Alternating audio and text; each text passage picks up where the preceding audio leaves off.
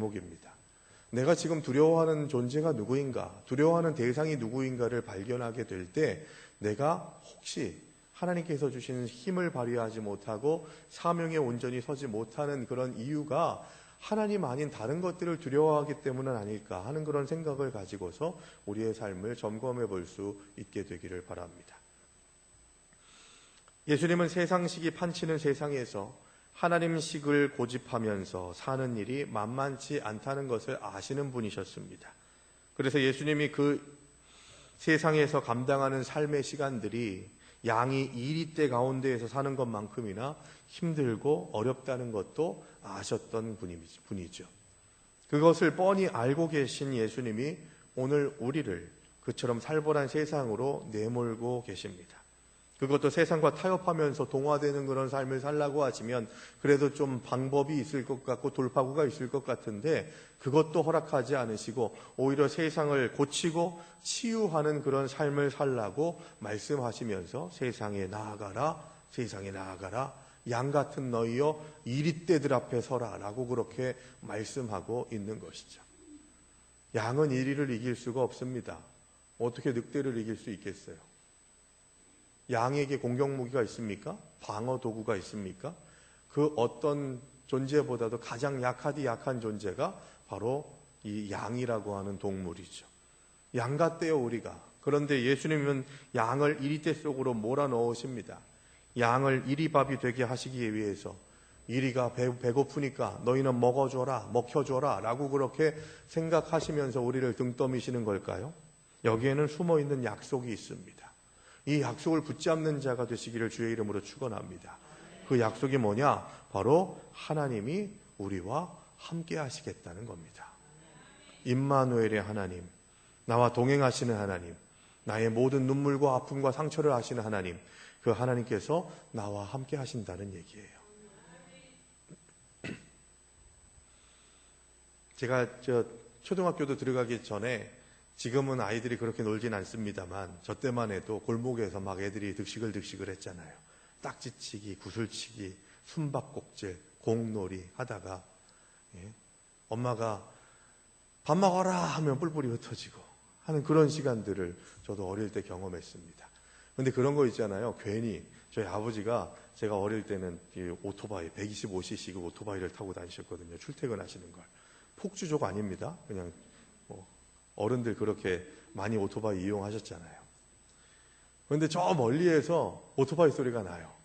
아빠 오토바이라는 걸 이렇게 느낌상으로 알잖아요. 그러면요, 애들하고 같이 놀다가 괜히 우쭐대는 거예요. 우리 아빠 오토바이. 그래서 아버지가 딱 이렇게 그 골목을 가다가, 야, 성국아, 타! 하면 뒤에 이렇게 딱 타가지고 껌딱지라 붙어가지고, 야, 나 간다? 하고서 이렇게 거만하게 이렇게 가는 그런 경험들이 있었어요. 스쿠터 말고 125cc니까 그게 좀 크잖아요. 큰 거에 딱 올라타가지고 아버지 허리 딱 잡고서 그게 딱, 야, 나 간다 할 때 얼마나 뿌듯하든지. 무슨 외제차 그런 거 아니어도 그때 그 아버지의 등판이 왜 이렇게 든든하고 막 세상 다 가진 것 같고 하는 그런 마음이 들었는지 몰라요. 그리고 막 싸우다가도 그런 얘기 하잖아요. 너 우리 아빠 얼마나 센 줄 알아? 우리 아빠 근육도 있지도 않은데. 그런 생각들을 우리가 갖지 않습니까? 아빠, 엄마 하면은 비빌 언덕이잖아요. 비빌 언덕이 돼주셔야 돼요, 여러분. 부모는 자녀들의 비빌 언덕이 돼줘야 됩니다.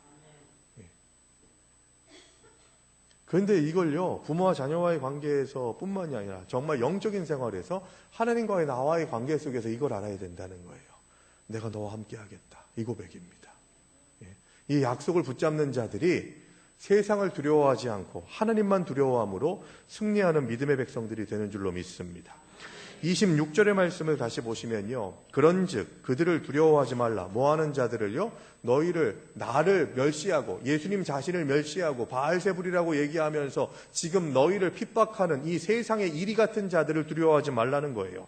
감추인 것이 드러나지 않을 것이 없고 숨은 것이 알려지지 않을 것이 없느니라 라고 하는 이 말씀을 기억하셔야 돼요, 여러분. 이 얘기는 뭡니까? 이걸 다른 말로 표현하면 종말론적인 신앙을 가지라 그 얘기예요. 종말론적인 신앙을 가지라는 건 뭐예요? 하나님이 다 아신다. 그 고백을 가지라는 거예요. 주님 예수 그리스도께서 재림하셔서 이 땅에 오셔서 우리가 살아가는 삶을 다 알고 계시는 분이 우리 주님이시라고 하는 고백을 가지고 살아가라는 거예요. 그래서 지금은 다 감춰지는 것 같고 숨겨지는 것 같지만 주님께서 다 아신다는 거예요. 그럼 어떻습니까? 이런 고백이 있으면 주님 중심으로 살 수 있는 거죠. 하나님 중심으로 살 수 있는 거죠. 우리가 왜 하나님을 벗어나려고 합니까? 하나님을 업신여기려고 합니까? 하나님이 나와 함께 하신다고 하는 생각이 희미해지면 그렇게 되는 거예요. 하나님이 나와 동행하지 않으신다고 하는 생각을 은연중에 가지고 있으니까 그렇게 되는 거예요. 여러분, 제가 한번 물어보면 성도님들 가운데 거의 100이면 100 하나님이 함께 하시면 믿습니까? 하면은 아멘 하실 거예요. 그런데 우리의 삶은 하나님이 동행하시는 삶을 살지 못할 때가 너무도 많아요. 저조차도. 그래서 이것이 참 괴리감이 있는 것이고 정말 부끄럽고 한탄스러운 때가 있는 것이죠. 그렇다고 포기하시겠습니까? 그렇다고 계속해서 아이고 또 실패했으니까 그냥 살아가는 대로 살아가야지 하는 그런 생각으로 살아가겠냐는 거예요. 하나님이 원하시는 건 그게 아닙니다. 너희는 완벽해져라 그 얘기가 아니라 완전해지기 위해서 포기하지 마라 그 말씀하고 계신 거예요. 실패했습니다. 또 다시 일어서는 거예요. 또 문제가 일어났습니다. 다시 또 회개하고 주님 앞에 나아가는 거예요. 그게 은혜인 거죠. 그게 은혜예요. 사탄은 뭐라고 공격하는지 아십니까? 또 실패했어. 또 넘어졌어. 또 잘못했어. 야, 염치가 있지. 또 십자가 앞에 나가려고 하냐? 또 용서해달라고 하려고 하냐? 라고 하는 이 얘기를 누가 제일 잘한다고요? 마귀가 제일 많이 한다니까요. 염치가 없어서 나는 주님 예배 못 드리겠어요. 이러면 폐역한 세대가 되는 거예요. 하나님으로부터 끊어지는 거예요. 계속 주구장창 가야 되는 겁니다. 염치 없지만 염치 불구하고 주님 앞에 나왔습니다. 그래야 삽니다. 그래야 변화됩니다. 그래야 하나님께서 나와 함께 하심을 확신하게 된다는 것입니다. 우리가 두려워할 것은 세상이 아니라 하나님이라고 말씀하고 있습니다. 바로 하나님이 우리와 함께 계시겠다고 하신 그 약속, 하나님이 함께 하시니까 걱정 말고 염려 말고 두려워하지 말고 세상으로 나아가서 하나님의 사명을 감당해라. 이 말씀을 우리들에게 주시는 것입니다. 하나님을 믿고 세상에 들어가서 싸워서 그들을 바꾸라는 거예요. 이게 가능하다는 겁니다. 뭘로 인해서요? 하나님이 나와 함께 하신다는 것을 확신함으로 인해서. 여기부터 잘못되니까 우리가 계속해서 세상을 무서워하고 세상에 쫄고 세상 때문에 위축되는 삶을 살아갈 수밖에 없는 겁니다. 오늘 성경 28절 말씀 분명히 얘기합니다. 몸은 죽여도 영혼은 능히 죽이지 못하는 자들을 두려워하지 말고 오직 몸과 영혼을 능히 지옥에 멸하실 수 있는 이를 두려워하라. 누굽니까? 우리의 몸과 영혼을 능히 지옥에 멸하실 수 있는 유일하신 분 누구예요? 하나님이십니다. 믿으십니까? 그 하나님을 두려워해야 된다는 거예요. 하나님을 계속해서 그렇게 인정할 수 있어야 된다는 거예요. 그래야 우리가 살 수 있고 우리가 쓰임받을 수 있게 된다는 겁니다. 이게 참 제 마음 같아서는 이렇게 바뀌었으면 좋겠어요. 야, 몸을 죽일 수 있다고 얘기하고 너희들을 육신적으로 힘들게 할 수 있다고 얘기하고 돈이나 명예나 권세나 이런 것들을 아무렇지도 않게 우리의 삶에 관여하지 못하게 하는 세력들이 계속해서 우리를 넘어지게 하려고 하지만 걱정하지 말아라. 내가 저들보다 더 위대하다. 이러면 정말 좋겠는데 성경은 그렇게 얘기하지 않아요. 세상의 세력을, 사탄의 세력을, 마귀의 세력을 우리가 육신적으로는 공격당할 수 있다는 것을 이야기합니다. 그런데 그것을 이겨내야 된대요. 왜요? 그것은 우리의 영의 문제를 가지고서 뭐라 할 수 없다는 겁니다. 영의 문제, 구원의 문제, 영생의 문제에 대해서는 그들이 빼앗거나 그것을 부수거나 할 수 없다는 것이죠. 내가 그들에게 그것을 내어주지 않는 이상은. 하나님을 두려워할 줄 모르면 어리석은 자가 되고 어리석은 자가 되면 세상을 두려워하게 됩니다. 그러나 하나님을 두려워하면 지혜로운 자, 용기 있는 자가 됨을 우리는 고백해야 하는 것이죠. 세상이 나의 약점을 알고 돈줄을 쥐고 있고 심지어는 우리의 목숨까지도 왔다 갔다 하게 하는 그런 위태로운 그런 일들을 우리들에게 제공해 주는 능력이 있다 할지라도 세상은 우리가 두려워해야 할 대상이 아닙니다. 그것들을 두려워하게 되는 것은 우리에게 욕심이 있기 때문이에요. 더 가지려고 하고 더 누리려고 하고 더 쌓아놓으려고 하는 욕심이 있게 될 때 우리는 세상을 두려워하게 됩니다. 그럼에도 불구하고 우리가 두려워하지 말아야 할 것은 하나님이 우리를 귀하게 여기시기 때문이라는 거예요. 하나님이 귀하게 여기시는 존재가 저와 여러분임을 믿으시기 바랍니다. 그래서 나를 함부로 하는 자들에게 얘기해야 돼요. 뭐라고요? 나는 하나님이 귀하게 여기시는 사람입니다. 하나님이 기뻐하시는 사람입니다. 그리고 나도 마찬가지입니다. 누군가를 함부로 업신여겨서는 안 돼요. 왜요? 그 사람이 하나님의 사랑을 받는 존재이기 때문입니다. 옆에 있는 분하고 인사하겠습니다. 당신은 하나님의 사람입니다. 인사하시죠. 네, 그래서 한 번 더 인사합니다. 알아서 모시겠습니다. 당신 안에 하나님이 있음을 압니다. 그렇기 때문에 나는 당신을 존중합니다. 사랑합니다. 라고 하는 고백이 우리 믿는 자들에게 있어야 된다는 거예요. 우리는 누구의 형상으로 지음받았어요? 하나님의 형상으로 지음받았어요. 믿으십니까? 내가 그렇게 지음받았고 내 가족들이, 내 이웃들이, 나의 믿음의 형제 자매들이 그렇게 지음을 받았어요. 내가 함부로 할 수 있는 사람은 아무도 없습니다. 돈 많다고 쫄지 마세요. 하나의 김승현 회장이나 삼성의 이재용 회장 있다고 해서 쫄지 마세요. 그냥 돈이 많을 뿐이에요. 거기에 예수가 없으면, 그 삶이 예수가 없으면 참 돈은 많으신데 진짜 중요한 게 없으시네요. 속으로 그냥 겉으로 하면 좀 그렇잖아요. 괜히 약 올리는 것 같고. 쫄지 마세요, 여러분. 내 안에 예수가 있으면 누구보다도 귀하고 누구보다도 존귀한 삶을 살아가는 존재임을 우리가 믿는 자가 되어야 할 줄로 믿습니다. 그 얘기가 뭐냐? 29절의 말씀이에요. 29절. 참새 2마리가 한 아사리온에 팔리지 않느냐? 그러나 너희 아버지께서 허락하지 아니하시면 그 하나도 땅에 떨어지지 아니하리라. 무슨 얘기입니까? 여기에서 한 아사리온이라는 것은 한 데나리온의 16분의 1을 얘기합니다. 한 데나리온은 한 하루 동안 번 노동자의 하루 품삯을 얘기해요. 한 데나리온. 그러니까 하루 품삯의 16분의 1이 한 아사리온이에요. 그러니까 지금 일반적으로 봤을 때 하루의 품삯을 8만 원 정도로 이렇게 생각을 많이 할 수가 있겠는데 하루의 임금으로 8만 원을 16분의 1을 하니까 5천 원 정도가 되네요. 참새 2마리가 한 아사리온이라고 했으니까 한 마리당 2,500원 정도가 됩니다. 너희는 그 참새들보다도 귀하다라고 말씀하고 있는 거예요. 여러분 낙심이 되고 절망이 되십니까? 우울한 마음이 생기십니까? 오늘 본문의 29절의 말씀을 선포하시기 바랍니다. 나는 참새보다 귀하다. 참새조차도 하나님이 허락하셔야 땅에 떨어지는데 하나님의 형상으로 지음받은 나일까 보냐라고 그렇게 말할 수 있어야 되는 거예요. 그래서 마귀가 우울감을 주고 낙심케 하고 절망케 하고 내 인생은 망쳤어 하는 그런 생각들을 갖게 만들 때마다 우리를 공격할 때마다 무슨 소리냐? 나는 참새보다 귀한 존재요. 하나님이 나의 머리카락까지도 세심받으신 분이시다. 그 사랑을 받는 자가 바로 나다라고 고백할 수 있어야 되는 거죠. 두려워하지 않으셔야 돼요. 네. 세상에서 보잘것없는 참새 한 마리도 하나님이 허락하지 않으시면 땅에 떨어질 수가 없고 그분이 나의 머리카락까지도 세고 계시는데 뭐가 두렵냐라고 오늘 성경에서 말씀하고 있는 것이죠. 내가 나를 소중히 여기는 것보다 주님이 나를 더 사랑하시고 귀히 여기신다는 겁니다. 왜요? 왜 이런 사랑과 은혜를 허락하신다는 겁니까? 우리가 하나님의 소유이기 때문입니다.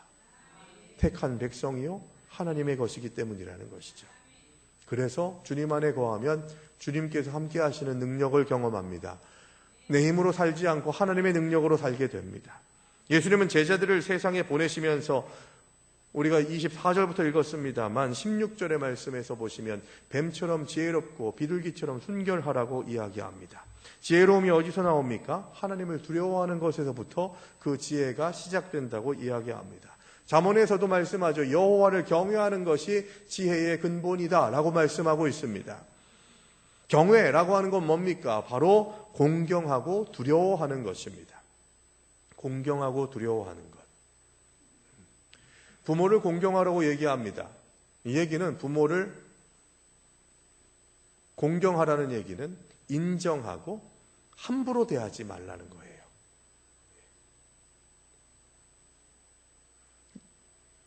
부모에게 함부로 대하는 이들을 많이 봅니다. 막 면박 주고요.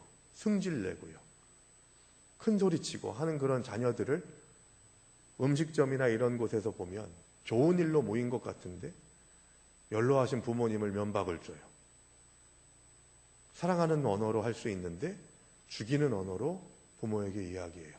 얻어먹은 밥그릇이 몇 그릇인데 얻어입은 옷이 몇 벌인데 그분들 아니었으면 내가 이 세상에 있지도 못하는데 우리가 어떻게 그럴 수가 있냐는 거예요. 사람이라면.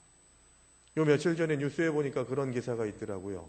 아이를 자기 혼자 낳고 쓰레기 더미에다가 버려가지고 하루 동안 그 아이가 그 쓰레기 더미에서 있다가 온갖 벌레들한테 다 물렸는데 마을 할머니한테 발견이 돼서 그 엄마도 찾게 되고 보호시설에서 그 아이가 지금 건강해졌다고 하는 이야기입니다. 형편없는 부모들도 많아요. 여러분, 아이가 일주일만 부모의 돌봄을 받지 못하면 그 살겠습니까, 여러분? 지금 아이를 키우고 계신, 어린아이들을 키우고 계신 우리 젊은 부모님들 계신데 그 부모님들이 가지고 있는 삶의 고단함이 얼마나 큰지 알잖아요. 키워보셨잖아요. 부모가 가지고 있는 희생, 그 사랑, 그것이 있어서 지금 우리가 있는 거거든요. 그런데 왜 함부로 하냐고요? 왜 업신여기냐고요? 하나님께서 분명히 죄를 물으십니다. 그런데 공경하라, 하나님을 공경하라, 경외한다는 것은, 이 하나님을 공경한다는 것은 업신여기지 않는다는, 없는 것처럼 살지 않는다는 거예요. 여호와를 경외하는 것이 지혜의 근본이라면 여호와를 두려워할 줄 모르는 것은 어리석음의 근본입니다. 하나님을 두려워하지 않으니까 어리석게 행동하는 거예요. 지금 내가 하는 행동이, 내가 하는 생각이 내 남편에게, 내 아내에게 쏟아붓는 공격적인 말과 죽이는 말들이 하나님을 알고 있다면, 하나님을 경외하고 있다면 한 번 더 생각해 봐야 되는 거죠. 저도 사람이어서 승질낼 때가 있잖아요. 근데 제가 화내면서 얘기하는 걸 아주 귀신같이 잡아내는 사람이 있어요. 누굴까요? 귀신같이 잡아내요. 그러면 제 아내는 절대로 그걸 그냥 넘어가지 않습니다. 막 싸울까요? 싸우게 생겼습니까? 정색을 하면서 얘기합니다. 여보, 그렇게 말하지 마세요. 그 말이 제일 무서워요. 왜 그렇게 말하세요? 멱살을 잡고 너 왜 나한테 이러는 거야? 라고 말하는 것보다 훨씬 더 강력해요. 그러면 내가 한 행동이나 말들을 좀 돌아봅니다. 아, 섭섭했겠구나. 힘들었겠구나. 함부로 대한다고 생각됐겠구나.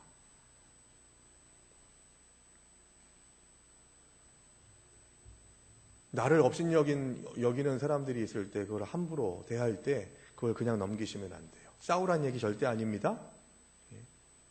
나는 당신한테 이런 대접을 받을 사람이 아닙니다. 라고 그렇게 말할 수 있어야 돼요. 그리고 그런 담대함을 내가 이런 일들로 인해서 관계가 깨지거나 무너지지 않도록 하려고 하는 그런 마음가짐도 필요한 것이죠. 하나님을 믿지 않고 알지 못하는 사람이 하나님 무서운 줄 모르고 산다는 것은 어떻게 보면 당연합니다. 모르니까요. 그러나 하나님을 믿고 아는 사람이 하나님 무서운 줄 모르고 마음대로 살아가는 것은 하나님 입장에서는 여간 섭섭한 일이 아닐 수 없습니다. 하나님 무서운 줄 아는 지혜가 있을 때 세상 무서운 줄 모르는 용기가 생기게 돼요. 하나님을 두려워하면 세상에 대한 용기가 생깁니다. 그런데 세상을 두려워하면 하나님을 모르는 무지가, 어리석음이 생기게 된다는 것이죠. 이 용기가 있어야만 악하고 더러운 세상 속에서도 비둘기처럼 순결할 수가 있습니다. 양과 같은 우리들이지만 하나님과 동행하면서 세상을 대적하면 세상은 우리 앞에 굴복하게 됩니다. 문제는 뭐냐? 믿음이에요. 어떤 믿음이요? 하나님이 나와 함께 하신다는 믿음. 임마누엘의 믿음이라는 겁니다. 우리에게 하나님과 함께하고 하나님을 의지할 믿음이 부족한 것이 문제지 상황이나 환경이 문제라는 게 아니에요. 근데 우린 계속해서 상황을 보고 환경을 보죠. 상황이 바뀌어야 된다. 환경이 어떻게 변해야 된다. 그래야만 내가 평안이 있고 위로가 있고 은혜가 있다 라고 그렇게 생각합니다. 하나님이 상황이나 환경을 똑같이 그대로 방치해 두시고 하나님을 따르라고 하니 내가 안 따르지요 라고 하는 생각, 마귀가 제일 좋아하는 핑계거리인 거죠. 여러분, 똑같은 상황에 있는 두 사람이 있습니다. 골리앗이 막 기고리장대한 골리앗이 나와서 이 이스라엘 어리석은 녀석들아 한번 덤벼봐라 라고 하면서 조롱하고 계속해서 비난하는데도 사울 왕은 왕임에도 불구하고 계속해서 어떻게 하면 좋지? 저 골리앗을 이길 장수가 없는데 어떻게 하지? 저 한 사람이 문제인데 하는 생각에 계속해서 절망하고 낙심하면서 왕답지 못한 생각을 갖습니다. 그러나 형들에게 도시락을 주기 위해서 갔던 소년, 목동인 다윗, 어린 다윗이 저 골리앗을 보고 뭐라고 얘기합니까? 저 할례받지 못한 형편없는 놈이 어떻게 하나님의 군대를 저렇게 조롱합니까? 라고 그렇게 이야기하면서 골리앗을 두려워하지 않습니다. 골리앗은 똑같이 서 있어요. 똑같이 거기에 서 있는데 바라보는 시선이 다른 거죠. 사울은 골리앗을 두려워했습니다. 그런데 다윗은 하나님만 두려워했더니 골리앗이 무섭지 않더라는 거예요. 그래서 다윗이 뭐라고 고백합니까? 너는 칼과 단창으로 나를 대적하지만 나는 만군의 여호와 이름으로 너와 싸워서 내가 이길 것을 믿는다 고백하면서 믿음으로 한 걸음 한 걸음 골리앗에게 가서 짱돌 던져서 이긴 거 아니겠습니까? 12명의 정탐꾼을 보내십니다. 비돔과 라암셋을 떠나서 출애굽한 이스라엘 백성들이 1년 7개월에 걸쳐가지고 가데스 바네아라고 하는 큰 오아시스에 가게 됩니다. 이제는 조금만 북쪽으로 올라가게 되면 유대 산지가 나오면서 가나안 땅에 들어갈 수 있는 그런 길이 열린 거예요. 그런데 그때 마지막 하나님께서 이스라엘 민족들에게 기말고사를 보십니다. 12명의 정탐꾼을 보내서 이제 가나안 땅을 정탐해라. 내가 너희를 위해서 예비한 땅이 이 땅인데 너희는 이 땅을 어떻게 보는지를 내가 확인하리라 라고 하는 말씀을 생각으로 저 12명의 정탐꾼을 보냅니다. 그 돌아와가지고 12명의 정탐꾼들 모두가 그 땅이 참 좋다고 거기는 비옥하다고 얼마나 많은 소출이 맺혀지는지 모른다 라고 하는 이야기를 보고를 합니다. 그런데 문제는 뭡니까? 10명의 정탐꾼이 얘기합니다. 저들에 비하면 우리는 메뚜기입니다. 안악자손을 본 거예요. 골리앗의 조상들을 본 거예요. 거인족을 본 거예요. 그러면서 그 하나님이 예비해 놓으신 젖과 꿀이 흐르는 가나안 땅에 집중하고 약속에 집중하는 것이 아니라 그 땅에 살고 있는 안악자손을 받고 철병거를 본 거예요. 거긴 좋은 것이 많지만 거기 들어가면 우리 죽어. 끝장나. 끝나는 거야. 라고 그렇게 생각하면서 믿음의 시선으로 그 땅을 바라보지 못합니다. 그러나 같은 것을 보고 온 여호수아와 갈렙은 뭐라고 얘기합니까? 저들은 우리의 밥이다. 먹어치울 수 있다. 하나님이 우리에게 주신 것이다. 다른 것들 다 뒤로 하고 하나님이 그 땅을 약속해 주셨으니 그 땅은 우리 땅이다. 믿음의 시선으로 본 겁니다. 그래서 여호수아와 갈렙만이 그 땅에 들어가서 하나님의 은혜를 누릴 수 있었던 것이죠. 상황은 같았으나 보는 눈이 달랐습니다. 10명의 정탐꾼과 사울 왕에게는 그들과 함께 하시는 전능하신 하나님을 볼 수 있는 믿음의 눈이 없었다는데 문제가 있다는 거죠. 여러분, 우리는 어떻게 세상을 보고 있습니까? 세상을 바라보는 시선이 하나님을 두려워하면서 믿음의 눈으로 바라보고 있습니까? 아니면 사울 왕이나 10명의 정탐꾼 같은 세상을 두려워하는 눈으로 골리앗을 바라보고 가나안 땅을 바라보고 아낙 자손을 바라보고 있지는 않느냐는 거예요. 믿음의 눈이 없던 이스라엘 백성들은 그 출애굽 1세대들은 가나안 땅으로 들어가기를 두려워했습니다. 그래서 그들은 광야에서 다 죽게 됐죠. 이것을 생각하셔야 됩니다. 하나님이 준비하신 복을 누리느냐 누리지 못하느냐는 하나님을 두려워하느냐 두려워하지 않느냐에 담겨 있다는 거예요. 믿음의 시선으로 그것을 보느냐 보지 않느냐에 담겨 있다는 것입니다. 하나님의 복을 누리시기를 주님의 이름으로 축원합니다. 우리 화평가족들은 모두가 하나님이 예비하신 것들을 누릴 수 있게 되기를 간절히 원합니다.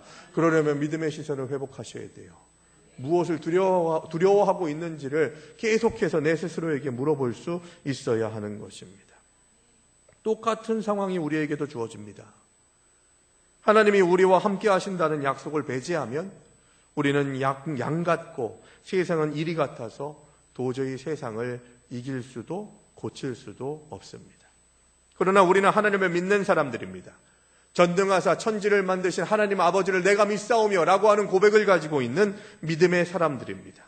우리의 고백대로 우리가 정말 하나님을 믿는 사람이라면 세상은 골리앗처럼 보이고 우리는 어린 다윗같이 보여도 세상을 두려워하지 않는 담대한 믿음이 생기게 된다는 것이죠. 세상을 두려워한다는 것은 결국에는 믿음이 없음을 드러내는 일들이라는 것을 우리는 다시 한번 부끄럽게 고백해야 하는 것이죠. 지혜가 없을 때 하나님을 두려워하지 않고 세상을 두려워합니다. 사람을 두려워합니다. 하나님이 우리와 함께 하신다는 사실을 모른다는 말입니다. 우리가 정말 무서워해야 할 전지전능하신 분이 하나님이라는 사실을 모른다는 것은 대단히 큰 문제죠. 그래서 하나님께서 나와 함께 하시겠다고 약속하시고 참새 2마리가 한 아사리온에 팔리는 것을 너희가 알지 못하느냐? 그러나 그 보잘것없는 것도 내가 허락하지 않으면 하나도 땅에 떨어질 수가 없다. 내가 너희를 머리카락까지도 세는 가운데에서 너희를 돌보고 인도하고 이끌고 있다. 책임지고 있다. 라고 하는 말씀을 주시면서 오늘 본문 마지막 32절, 33절의 말씀을 통해서 그런데 그런 은혜를 누리려면 세상 가운데에서 승리할 수 있는 하나님이 동행하시고 하나님이 나와 함께 하시는 은혜를 누리려면 너희가 해야 될 게 있다라고 말씀하시는 거예요. 그게 뭔지를 우리가 32절에서 먼저 봅니다. 자, 32절 말씀 같이 보시죠. 같이 읽습니다. 누구든지 사람 앞에서 나를 시인하면 나도 하늘에 계신 내 아버지 앞에서 그를 시인할 것이요. 33절 또 읽습니다. 누구든지 사람 앞에서 나를 부인하면 나도 하늘에 계신 내 아버지 앞에서 그를 부인하리라. 무슨 얘기입니까, 여러분? 하나님의 은혜를 누리고 하나님의 능력을 경험하려면 하나님을 아버지로 시인하라는 겁니다. 여기서 말하는 시인이라고 하는 것은 말로만 얘기하는 정도가 아니라 삶으로 확증하는 것을 얘기합니다. 삶으로 보여주는 것을 얘기하는 거예요.